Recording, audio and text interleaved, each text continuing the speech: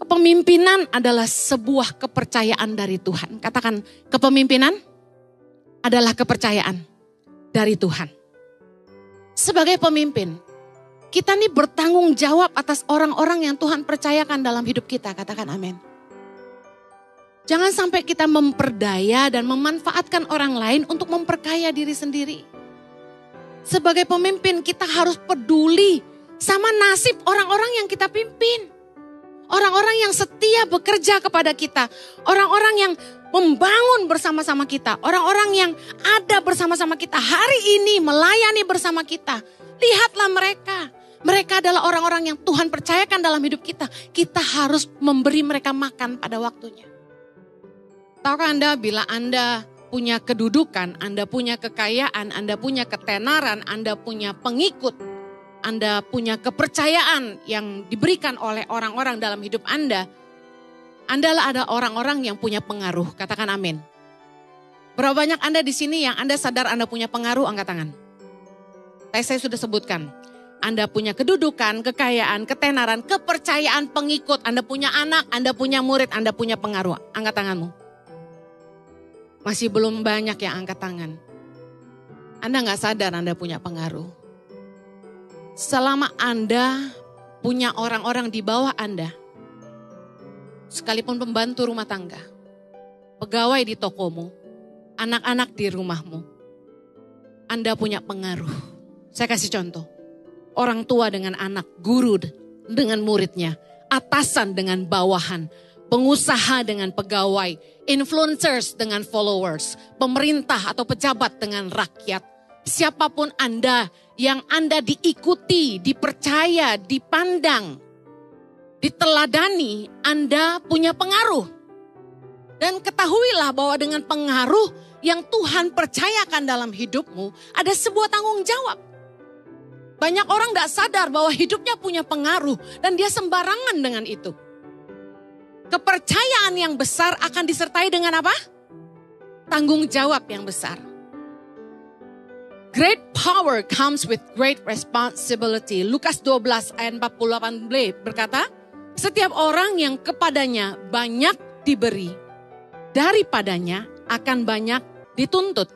Dan kepada siapa yang banyak dipercayakan, daripadanya akan lebih banyak lagi dituntut. Yang artinya gini, semakin tinggi kedudukanmu, semakin besar kekayaanmu, semakin Anda tenar, semakin banyak pengikut Anda, semakin banyak muridmu, semakin banyak anakmu, semakin banyak pegawaimu, semakin banyak jemaatmu, semakin banyak rakyatmu, semakin besar juga pengaruh yang Anda miliki, dan semakin besar juga tanggung jawab Anda di hadapan Tuhan. Yang mengerti katakan amin. Pastikan setiap kita menggunakan pengaruh kita untuk kebaikan umat manusia dan untuk kemuliaan Tuhan. Amen. Mari bertanggung jawablah dengan pengaruh yang kita miliki. Karena kita akan menginspirasi dan membuat para pengikut kita, anak-anak kita, orang-orang yang kita pimpin untuk melakukan apa yang kita katakan atau kita lakukan. Baik dan buruk. Hati-hati orang tua, jangan sampai kasih teladan yang buruk buat anak-anakmu. Karena tanggung jawabmu kepada Tuhan. Anak itu upah dari Tuhan, katakan anak upah dari Tuhan. Kalau Anda seorang pengusaha, Anda punya pegawai, hati-hati. Pegawaimu akan meneladani contoh yang engkau berikan, baik maupun buruk. Kalau Anda seorang guru, hati-hati. Anak-anak didikmu akan meneladani perilaku dan perkataanmu, baik ataupun buruk. Pengusaha, pegawai, atasan, bawahan, pemerintah, dan rakyat, influencer, dan followers. Anda bertanggung jawab atas setiap perkataan dan tingkah laku Anda, karena itu menular kepada orang banyak. Sebagai seorang pemimpin, Anda punya pengaruh dan suaramu itu didengar oleh orang-orang yang Anda pimpin. Tahukah Anda, orang senang banget dipromosi. Orang senang banget punya kedudukan. Orang senang banget jadi pemimpin. Yes, aku jadi bos. Tapi tahukah Anda, menjadi seorang pemimpin bicara soal tanggung jawab dan keteladanan. Katakan tanggung jawab dan keteladanan. Sebagai seorang pemimpin, Anda itu bertanggung jawab atas jiwa orang-orang yang Anda pimpin. Lihat Ibrani 13 ayat 17. Ayat ini sering dipakai oleh pemimpin supaya bawahannya mentaati dia. Taatilah pemimpin-pemimpinmu dan tunduklah kepada mereka, sebab mereka berjaga-jaga atas jiwamu sebagai orang-orang yang harus bertanggung jawab atasnya. Lihat, biasanya pemimpin bilang sama bawahan, ditekankan di sini, taati pemimpinmu, tunduklah kepada mereka. Tapi hey, para pemimpin, baca ayat untuk Anda. Kita sebagai pemimpin harus berjaga-jaga atas jiwa orang-orang yang kita pimpin. Artinya apa? Mendoakan mereka. Memastikan jiwa mereka sejahtera. Mereka happy bekerja kepada Anda. Mereka bahagia dipimpin oleh Anda. Sebagai orang-orang yang bertanggung jawab atasnya, para pemimpin bertanggung jawab atas orang-orang yang mereka pimpin. Sebagai pemimpin di perusahaan, di keluarga, di pemerintahan, bahkan di rumah tangga. Kitalah yang mementor orang-orang yang kita pimpin. Ibarat sebuah kapal, Andalah nahkodanya. Anda yang menentukan mau kemana kapal itu dibawa. Bila Anda memimpin dengan cara-cara dunia, sadar atau tidak sadar, Anda sedang mengajarkan kepada orang-orang yang Anda pimpin nilai-nilai dunia. Saya kasih contoh. Ada atasan tuh yang gayanya kayak preman, mafia. Tanpa dia sadari, dia sedang menyesatkan karyawannya. Amsal 16 ayat 29. Kita baca sama-sama. Orang yang menggunakan kekerasan menyesatkan sesamanya dan membawa dia di jalan yang tidak baik. Firman Tuhan tuh kerennya apa aja ada loh. Hati-hati Anda orang tua, bagaimana Anda berbicara kepada pembantumu di depan anakmu. Kalau Anda sering jahat sama pembantu dan anakmu lihat itu, Anda sedang menyesatkan anak-anakmu. Kalau Anda adalah seorang atasan dan Anda memimpin dengan cara-cara dunia, dengan kekerasan, Anda sedang menyesatkan karyawanmu. Kalau Anda seorang guru, Anda menggunakan kekerasan, Anda sedang menyesatkan murid-muridmu. Kalau Anda seorang pejabat dan Anda menggunakan kekerasan, Anda sedang menyesatkan rakyatmu. Hati-hati. Jangan pernah pakai kekerasan karena kita akan menyesatkan. Katakan kekerasan menyesatkan. Anak saya, Chloe dan Zoe, punya trauma hebat di sebuah sekolah di daerah Kelapa Gading. Dari kecil, mereka itu sebenarnya pernah saya masukkan ke sekolah swasta. Maaf ya, sekolah Katolik. Gak sanggup bayar sekolah Kristen. Lalu tidak lama saya pindahkan ke homeschooling. Jadi mereka sekolah di rumah bertahun-tahun. Selama SD sampai SMP kelas 1. Lalu saya kembalikan lagi ke sekolah Katolik ketika mereka waktu itu SMP kelas 1 dan 2 kalau nggak salah. Saya lupa-lupa. Mereka nangis tiap malam. Mereka nggak mau sekolah. Dan setiap malam ketika kami berdoa, dan saya selalu selimutin mereka dan cium mereka satu-satu, mereka nangis. Mereka bilang, Mami, I don't wanna go to school. I don't wanna go to school. Saya bilang, kenapa? I don't wanna go to school. Mereka nggak bisa jelasin. Sekarang mereka sudah besar. Tahu nggak apa yang mereka cerita? Guru di sekolahnya menggunakan kekerasan. Siswa di kelasnya itu pernah satu kali pakai buku biologi yang tebal begini, dipukul kepalanya. Pernah dengan penggaris, anak itu dipukul. Orang tua yang nitipin anak di sekolah, tahu nggak anakmu dipukulin guru dan mereka nggak kasih tahu kamu? Mereka diam. Tahu kenapa? Pembantu-pembantu, suster-suster yang merawat anak-anakmu, anakmu dipukul. Tapi mereka diam aja, nggak mau kasih tahu orang tua. Tahu kenapa? Karena kalau mereka kasih tahu kamu marahin gurunya, lalu apa? Dia dihajar. Nilainya dikasih jelek. Kalau kamu tegur pembantumu, Tebak apa yang terjadi? Mama papa kerja, mama papa keluar kota, anaknya disiksa. Anak saya kasih tahu saya, kalau saya lapor mama akan marahin mbak. Lalu apa yang terjadi? Mama pergi, mbak lebih jahat lagi sama saya. Saya menyesal. Dan saya harus ajarkan ini. Percayalah kepada anak-anakmu. Seringkali kita tidak mau dengar suara anak-anak kecil. Kita pikir, kamu ngarang ya. Anak kita tidak punya kepercayaan kepada orang tuanya. Karena orang tuanya tidak percaya dan tidak bela dia. Guru-guru hati-hati, jangan pakai kekerasan. Kekerasan itu tidak mendidik, tapi menyesatkan kata firman Tuhan. Orang yang menggunakan kekerasan menyesatkan sesamanya. Wow, hati-hati dengan influencer-influencer Anda yang suka TikTokan. Anda yang suka upload sosial media, hati-hati.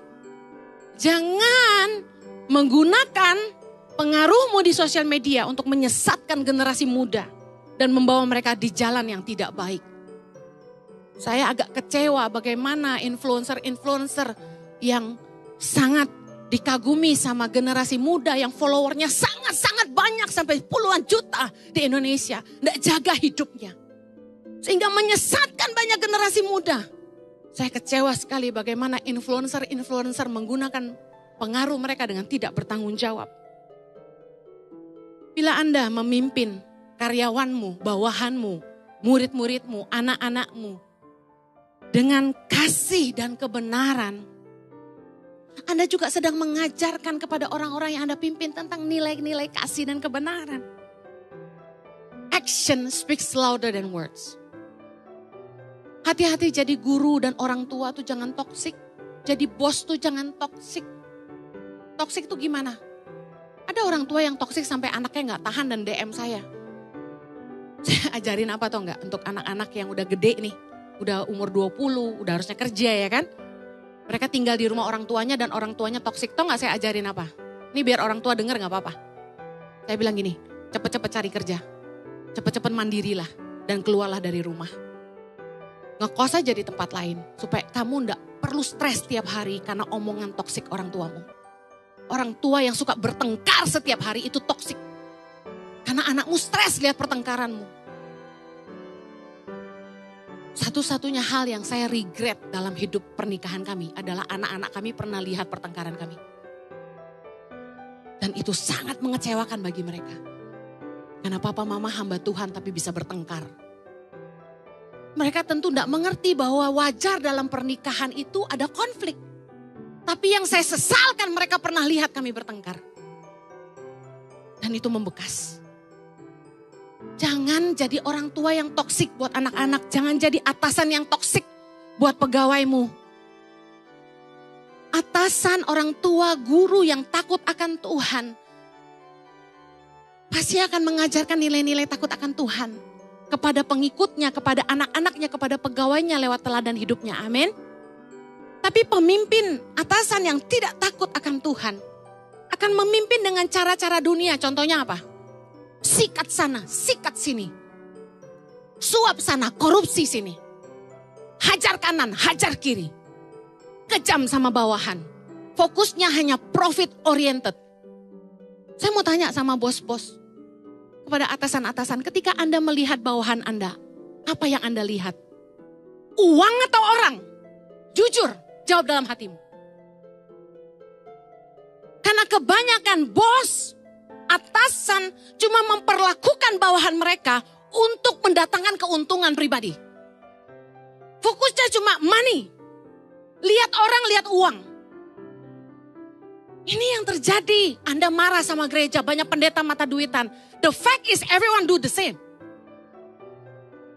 Pendeta lihat jemaat, duit katanya. Puji Tuhan saya enggak ya. Tolak dalam nama Yesus. Tapi bukankah bos juga seringkali lihat bawahan cuma duit? Money oriented, profit oriented. Kita lagi ngajarin sama anak buah kita, kita lagi ngajarin anak-anak kita, money is everything. Mari lihat Matius 24 ayat 45, kita baca sama-sama.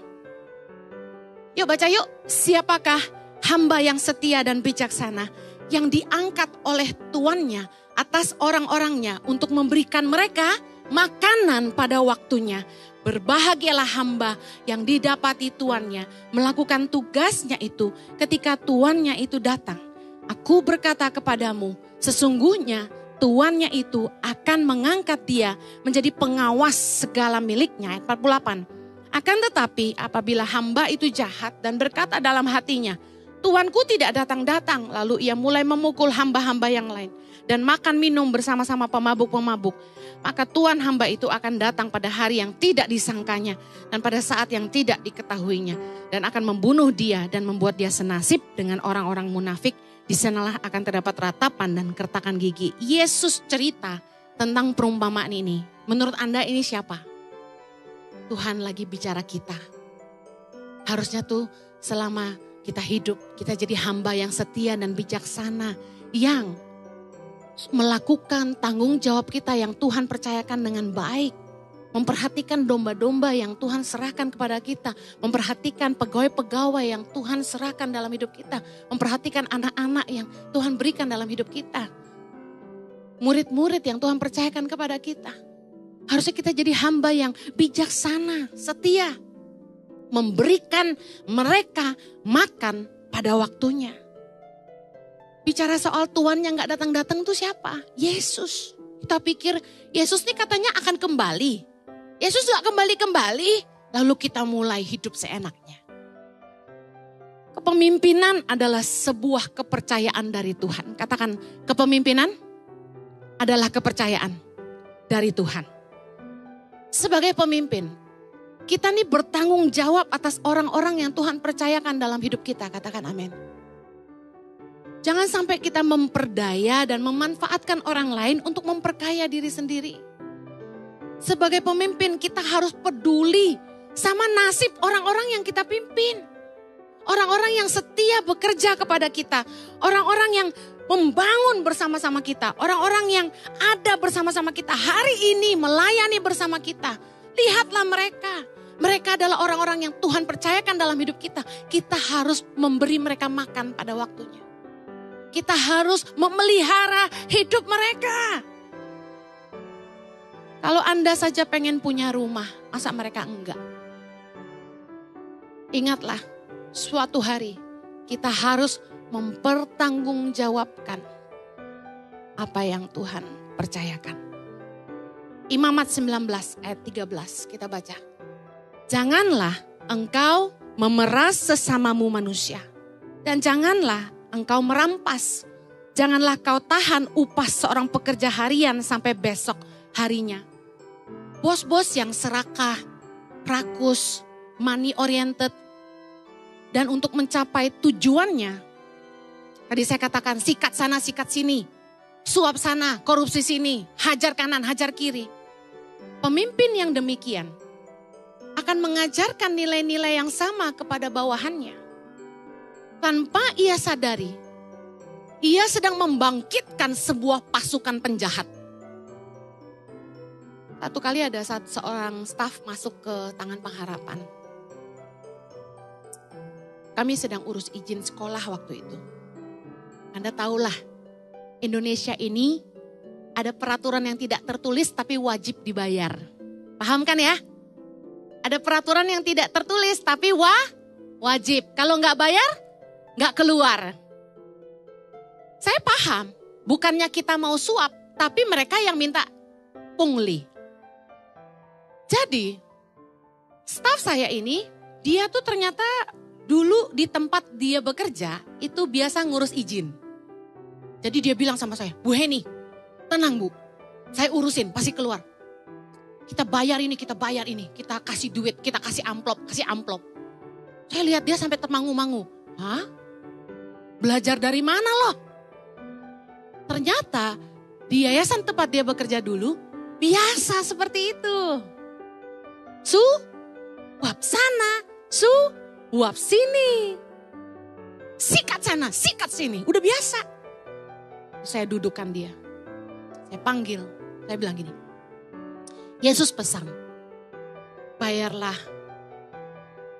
pajak kepada Kaisar. Kita kalau memang harus bayar, ya bayar. Nggak usah suap sana sini. Ikut aturan yang ada. Saya tidak mau ada cacat di tangan pengharapan. Ketahuan ada penemuan-penemuan korupsi dan tidak jujur. Saya nggak mau. Apa yang harus dibayar, dibayar. Saya paling nggak suka mental orang yang maunya gratisan. Kalau mesti bayar ya bayar. Demi nggak bayar, Anda juga kasih amplop kanan kiri. Sama aja kan? Mendingan yang sah-sah aja gitu loh. Izin harus dibayar ya bayar. Anda mau nego silakan nego. Dia diem. Lah bosnya beda, dia bilang gitu. Karena saya tidak mau melahirkan sebuah pasukan penjahat. Orang yang memelihara serigala suatu hari akan diterkam juga. Anda pelihara pegawai yang demi mencapai tujuanmu. Wey, dia berani melakukan apa saja demi Anda. Dia berani lakukan apa aja. Dia menghalalkan segala cara untuk mendapatkan yang Anda inginkan. Anda bangga. Pegawai gue paling setia, berani mati buat gue. Wey, dia akan lakukan segala cara. Asalkan gue dapat yang gue mau. Wah, bangga Anda kan? Hati-hati. Anda pelihara serigala, suatu hari Anda akan diterkam juga. Amsal 28 ayat 10. Keren firman Tuhan. Mari baca firman Tuhan. Siapa yang menyesatkan orang jujur ke jalan yang jahat akan jatuh ke dalam lubangnya sendiri. Tetapi orang-orang yang tak bercela akan mewarisi kebahagiaan. Anda mau bahagia? Lihat, jangan ngajarin karyawanmu yang jujur untuk jadi serigala. Lama-lama dia akan gali lubang buat Anda. Berhati-hati menggunakan powermu untuk membangkitkan sekelompok penjahat dalam hidupmu. Jangan menggunakan pengaruhmu untuk menyesatkan orang lain. Yesus berkata dalam Matius 24 ayat yang keempat, pesan kepada kita. Waspadalah supaya jangan ada orang yang menyesatkan kamu. Anda jangan mau disesatkan. Kalau ada yang ngajarin Anda cara-cara yang salah, jangan mau ikut. Kalau saya milih, saya keluar dari perusahaan itu. Kalau saya punya atasan yang toksik seperti itu, saya milih keluar. Daripada saya harus menodai hidup saya di hadapan Tuhan. Matius 18 ayat yang ke-7. Baca sama-sama yuk. Celakalah dunia dengan segala penyesatannya. Memang penyesatan harus ada. Tetapi celakalah orang yang mengadakannya. Yesus berkata, penyesatan memang harus ada. Tapi celakalah orang yang mengadakannya. Memang orang sesat banyak, tapi yang penting bukan kita. Nah, setuju katakan amin. Hati-hati, saya ingatkan sekali lagi, kalau Anda seorang pemerintahan, duduk di pemerintahan, Anda seorang pejabat, jangan menyesatkan rakyat. Kalau Anda orang tua, jangan menyesatkan anakmu. Kalau Anda guru, jangan menyesatkan muridmu. Kalau Anda pengusaha, jangan menyesatkan pegawaimu. Kalau Anda seorang atasan, jangan menyesatkan bawahanmu. Influencer, jangan menyesatkan followersmu. Hati-hati dengan apa yang Anda katakan dan Anda upload di sosial media. Zaman sekarang hoaks banyak, fitnahan banyak. Rakyat Indonesia terkenal, mudah terpengaruh sama hoaks. Siapa mati di-upload. Kurang ajar sekali kan? Saya kasih tahu ya, apabila Anda mengajak followers Anda untuk mengikuti gaya hidup yang tidak baik, Anda sedang menyesatkan dan merusak hidup mereka, khususnya anak-anak muda. Pastikan sekali lagi kita jangan menyalahgunakan kepercayaan yang Tuhan berikan. Ingat, tanggung jawab sebuah pengaruh. Gunakan pengaruh kita untuk menebarkan kasih, kebenaran, dan kebaikan. Saya akhiri dengan 2 contoh. Dengan 3 contoh. Yang pertama, seorang influencer atau seorang pemimpin atau seorang guru yang takut akan Tuhan. Anda tuh punya pengaruh untuk membawa pengikut Anda, bawahan Anda, murid-murid Anda untuk mengenal jalan kebenaran. Katakan, saya punya pengaruh untuk mengenalkan kebenaran. Contoh, ada pegawai kita mungkin yang rakus.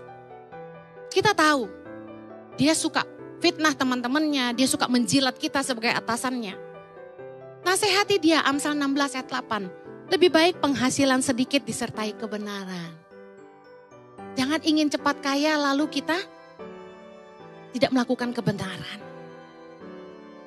Daripada penghasilan banyak tanpa keadilan. Kita harus ngajarin, tadi nilai yang saya bagikan. Orang itu lebih penting dari uang. Ingat Yesus berkali-kali mengajarkan, orang itu lebih penting dari peraturan. Di hari Sabat gak boleh makan, gak boleh ini, gak boleh itu. Orang lebih penting dari uang. 1 Korintus 10 ayat 24, Rasul Paulus berkata, jangan seorang pun yang mencari keuntungannya sendiri. Tetapi hendaklah tiap-tiap orang mencari keuntungan orang lain juga. Anda boleh cari untung. Halo, kalau Anda pengusaha, of course Anda harus untung. Supaya bisa nutup operasional, gaji pegawai, sewa tempat dan lain-lain. Tapi dengar, pikirkan juga keuntungan orang lain. Influencer jangan menjual, mempromosikan produk yang merusak kesehatan. Sekalipun Anda dibayar. Jika perkataan Anda itu dipercaya dan diikuti banyak orang, Anda harus lebih hati-hati mempromosikan sesuatu. Amin. Hati-hati merekomendasikan sesuatu. Jangan semata-mata demi keuntungan. Kita nggak mikirin dampaknya untuk hidup orang. Saya paling hati-hati kasih rekomendasi. Minta maaf. Saya kalau nggak memastikan sendiri, itu bagus. Saya nggak akan pernah rekomendasi. Kemarin ada yang tanya saya, Bu Heni, Ibu di endorse sama perusahaan itu, yang bagus dokter siapa? Saya jawab, saya kemarin di treatmentnya sama dokter ini, saya nggak tahu yang bagus yang mana. Ya kan saya belum coba. Ada orang-orang yang tipenya persuasif, marketing, itu hiperbola kalau ngomong. Nggak bener pun dia ngomong tuh kayak bener gitu loh. Gak ada pun bisa jadi ada, itu marketing, hati-hati. Sales bertobat loh. Anda kalau jualan obat, Anda minum dulu. Anda gak mau minum, jangan jual tuh obat. Jangan sampai Anda jual produk yang merusak kesehatan orang lain. Kan gak lucu ya. Anda promosi, ini vitamin penumbuh rambut, lah Anda sendiri botak. Gimana? Hati-hati. Jangan demi uang kita bohongin orang. Yang kedua, sebagai seorang yang punya pengaruh, Anda tuh punya kesempatan untuk mengajarkan tentang iman. Tadi saya share, Anda pengusaha, Anda punya kesempatan mengenalkan jalan kebenaran. Yang kedua, Anda punya kesempatan, pengaruh itu bisa menebarkan iman. Contoh, apakah di perusahaanmu Anda buat doa bersama? Ada kakak saya nih dari Australia lagi datang, dia cerita. Sebelum bank buka, waktu di Indonesia dia sempat buka-buka cabang bank di sini, dia ajak karyawannya berdoa sama-sama sebelum bank buka. Karyawannya banyak agama kan ya, nggak cuma Kristen aja. Ya dia bilang, mari kita berdoa menurut agama dan kepercayaan kita masing-masing. Setiap kali bank mau buka, doa dulu. Apa yang terjadi? Cabang di mana dia pegang, itu paling berkembang di daerah itu.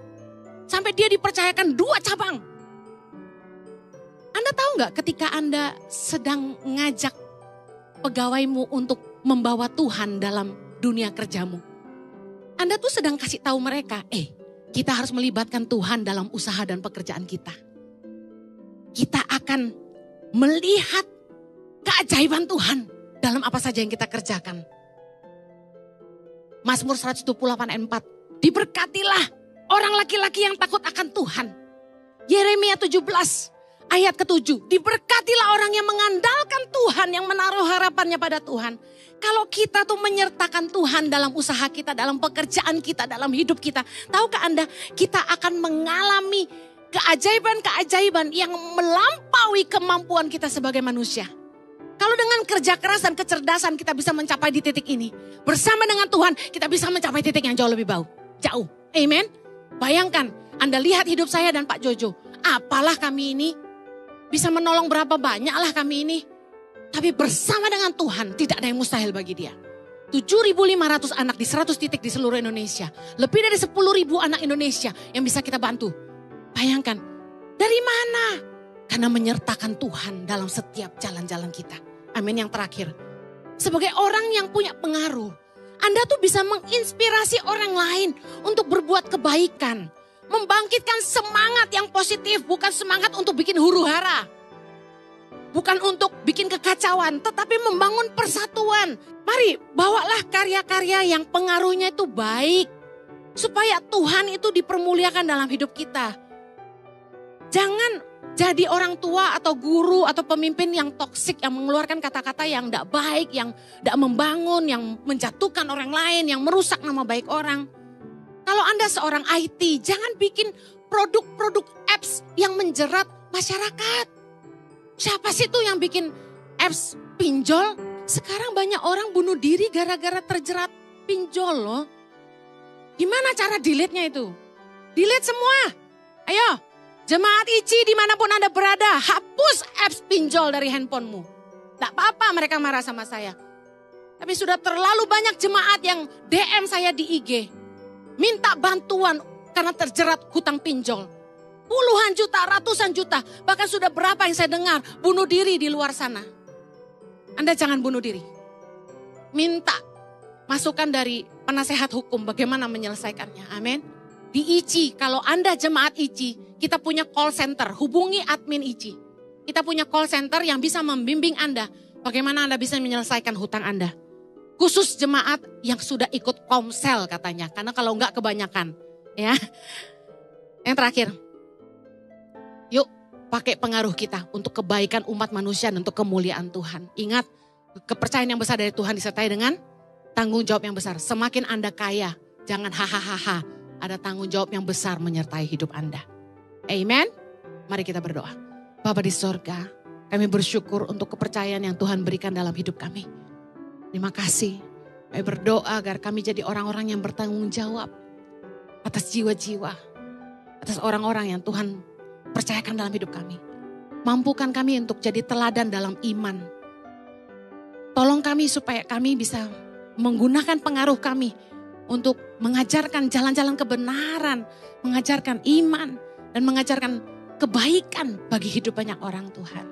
Biar kiranya dalam apa saja yang kami kerjakan, nama Tuhan dipermuliakan. Di dalam nama Yesus, yang diberkati Tuhan sama-sama kita katakan.